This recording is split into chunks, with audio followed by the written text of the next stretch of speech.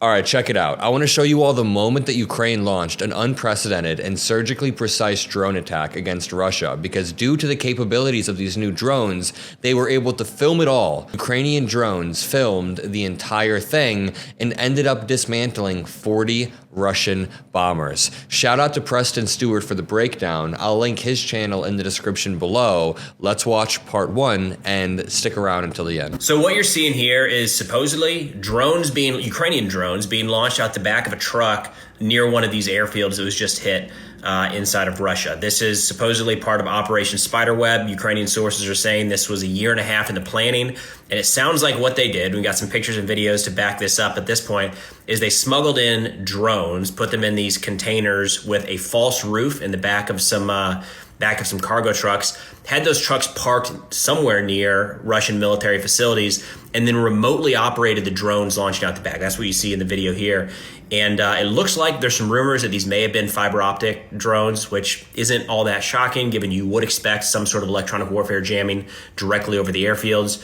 Ukraine came out and say, hey, just so you know, Russia, everybody involved in this is back in Ukraine right now. So if you start arresting people and rounding people up, just know, and this is a message to the Russian citizens, he's just laying the blame wherever he can.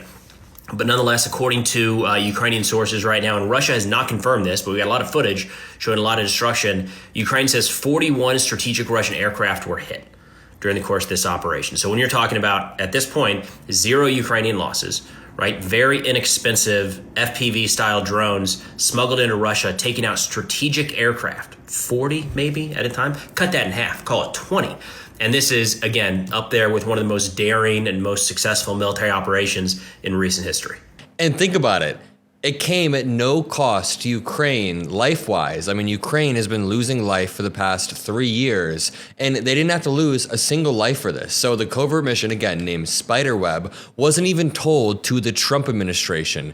Ukraine launched these massive strikes, and Ukraine did not notify the Trump admin of the attack in advance, a Ukrainian official said. A U.S. official also told reporters the Trump admin was not made aware of the attack. And remember, the Trump admin, since taking office, has withdrawn support. And remember, the Trump administration, since taking office, has withdrawn weapons and intelligence and support and allowed Vladimir Putin to take more territory. This is not my opinion. These are the facts on the ground. This is why Ukraine is having to strike back. And there's a part 2, but a lot of people will say in the comments, why are you justifying Ukraine striking Russia, but you hate when Russia strikes Ukraine? It's because there's something called international law and standards and retaliatory attacks.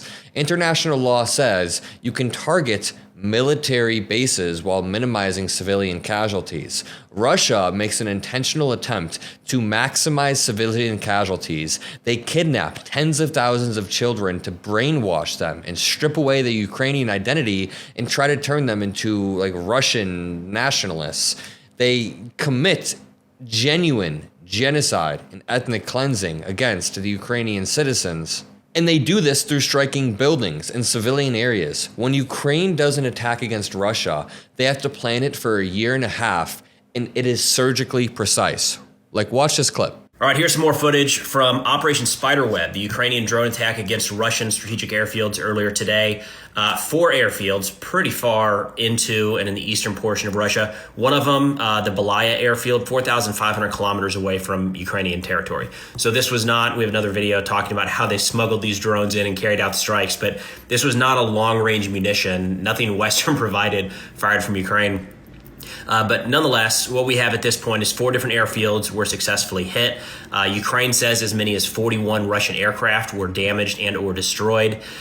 There were rumors circulating that a Russian submarine base was hit as well. There doesn't appear to be any confirmation of that. Even sources inside of Russia that are complaining about these airfields are saying, wait a minute, we have people in that town and they're saying nothing went boom, there's no smoke. So for now, focus on the airfields.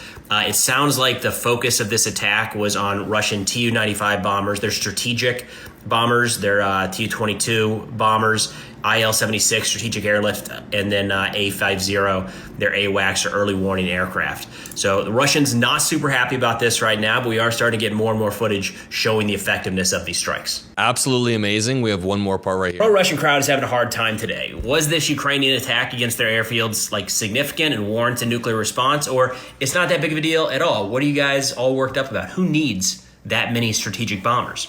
So a couple different quotes to run through here. First off, the Russian Ministry of Defense broke their silence and actually commented on this, officially saying that the majority of the drones were effectively shot down. They also added that this was a terrorist attack. So Ukraine using FPVs to attack military aircraft on military bases that are actively used to attack Ukrainian cities was a terrorist attack by Ukraine. So that's the framing. But then we've got two majors who earlier today called for a nuclear response, said, quote, "The enemy has carried out a serious operation and its consequences allow us to once again emphasize the need for reform of the entire security bloc. Otherwise, this war will last not 4 years, but 44. And then Alexander Kotz took the other side, saying, guys, why are you even so freaked out? These are just strategic bombers. We don't really even need all of them. He says, quote, "The main striking force of our nuclear triad is its land component. The air and sea components only supplement it. If we think, theoretically, even the loss of half of our nuclear potential in counterstrikes, we still retain the ability to destroy planet Earth several times over." That's a nice metric, I guess. But nonetheless, Russians right now having a hard time deciding, was this really, really serious or not? So to summarize the video, I'm going to take the position that Ukraine should go harder. Ukraine should surgically target every single base in Russia and just bomb it to shreds. Every single Russian official and oligarch that has helped fund and allowed this war should be bombed to shreds, and Ukraine should take back all of the territory that Russia has illegally grabbed.